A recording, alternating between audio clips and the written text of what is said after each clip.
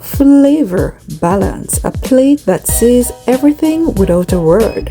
Stick and stay, you don't want to miss this. Oh, hi there. Welcome to Teika's Kitchen. Get ready to tantalize your taste buds. Jerk seasoning, fresh thyme, a little sweetness, a little spice. Oh yeah, these lamb chops are about to hit different. Now before we add all this flavor, we're going to go ahead and do a little prep.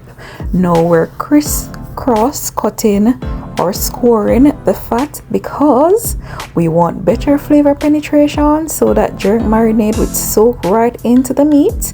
Also, it prevents curling while searing and helps the fat to render evenly. Alright, and to the wash we'll go. So we'll give this a quick rinse with pure water first, and then we'll follow up with lemon juice. Now, lamb can sometimes have a strong, slightly gamey smell, especially if it's fatty or has been packed tightly. Now, what the lemon does is cut through that odor and leaves the meat smelling fresher. Alright, now that we have rinsed, it is now time to pat dry. So we have no moisture diluting our flavor. So we're mixing wet jerk seasoning with a little olive oil there. And we're also combining the dried spices. So Maggi All-purpose seasoning, garlic powder, and also dried jerk seasoning there as well. Giving a generous sprinkle on both sides so we can lock in that flavor. Alright. Up next, we're adding some fresh thyme leaves, followed up with the wet jerk seasoning. And we're just going to massage this afterwards like there is no tomorrow, because we need to lock in that flavor in all the creases, the crevices. Oh my goodness.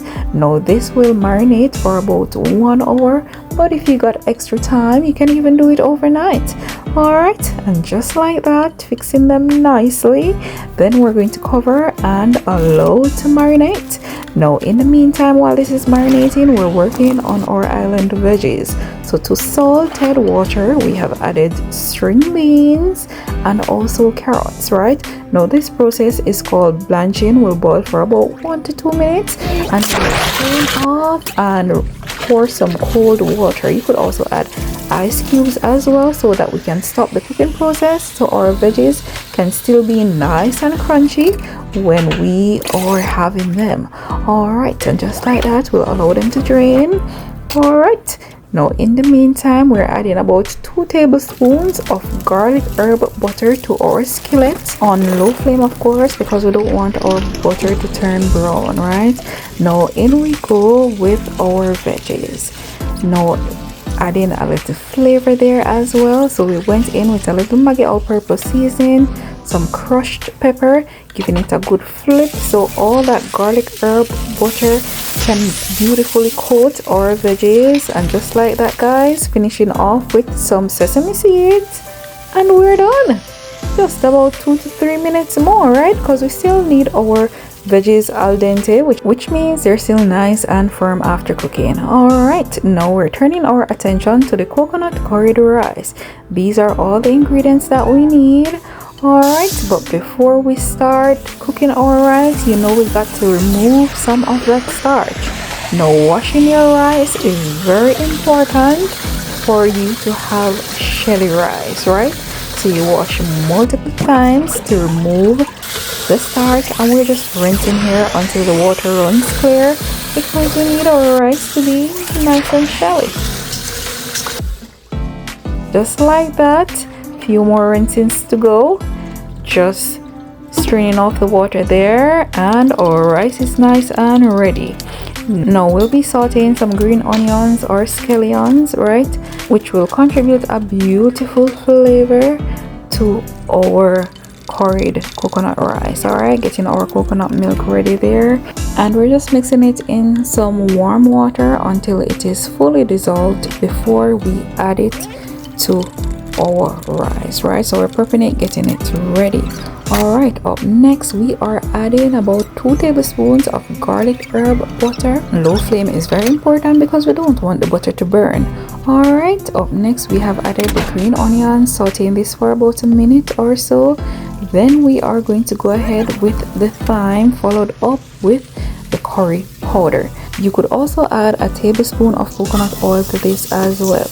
And by the time you know it, it is time to add our rice. Now after burning that curry, you add the rice, and then we're going to allow the rice to toast up just a bit before we add the coconut milk. We did went in with about a tablespoon of butter there because it was looking a little dry. Alright, now that the rice is nice and toasted, we add the coconut milk, guys, and some water, and we're just giving this a good little stir. We are going to allow it to come to a boil, and then we're going to reduce it to simmer. I didn't have any fresh Scotch bonnet pepper, so we went in with some Scotch bonnet pepper sauce, giving that a good stir, cover, allow to boil, and then we'll reduce to simmer. The next time we'll check on this, it will be nice and ready to go. And after about 10 to 12 minutes, this is what it was looking like. And it's now time to turn our attention to the lamb chops. Now these will not take a long time to cook. It took about 2 to 3 minutes per side on medium high heat to get the perfect sear, and also for those fat to render nicely. Alright, and just like that, guys, look at them. They're looking so seasoned, so well tasty, and they're not even done yet. It's now time to flip, and look at that beautiful crust. Oh my goodness, guys, do you see that? Oh yeah, nicely seared. Alright, giving the others a quick flip there as well so that we can cook them on the other side. Same timing for about 2 to 3 minutes there as well, because we need them nice and juicy. No overcooking around here. And when I tell you that these were so tender and delicious, oh my goodness, guys, I just wish I could give you a sample. And we're also ensuring that we're getting the sides too, so that we can render that fat. Alright, so that it can melt away into this lamb chop and also contribute the additional bold flavors. Now once the lamb is seared to perfection, guys, look at that. It's now time for them to take a little rest while we get ready to make the sweet spicy pineapple glaze that will tie all these together. Alright, and there we are with our last piece there. Alright, and it's glazed time. So we have removed some of the oil from the pan. Now we're adding pineapple juice, honey there as well, ensuring that we get everything from our little bowl. Went in there with some soy sauce, crushed garlic or grated garlic with a little crushed pepper there as well. And we're just going to allow this to cook on low flame for about 2 to 3 minutes thereabout, guys. Alright, and as soon as it starts to thicken, we're going to add our lamb, right? And we'll baste and flip and cook slowly for about 5 to 7 minutes, or until they reach an internal temperature about 145 degrees Fahrenheit.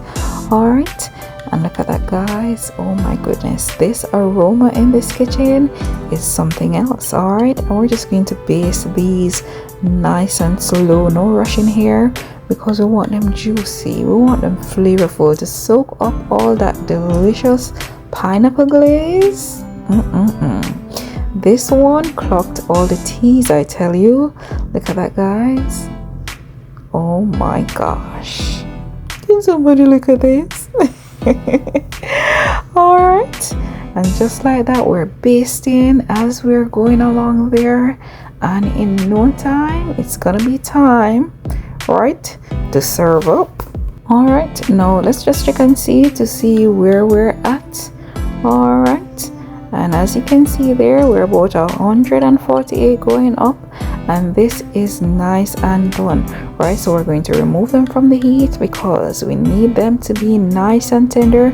They're beautifully glazed, or glaze came together nicely, and it is now time to serve up.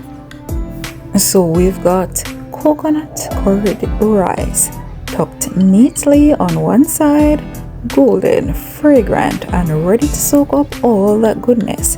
The lamb chops right in the center, glazed and glossy with that sticky jerk sauce. And on the side, sautéed string beans and carrots for color and crunch. It's clean, it's bold, and it's holding nothing back. Every bite tells a story. And just like that, dinner is served. Let me know which part you're diving into first. Thanks so much for watching and cooking along with me. If you enjoyed this recipe, go ahead and give it a like. And if you haven't already, hit that subscribe button so you never miss a flavor drop from Teika's Kitchen.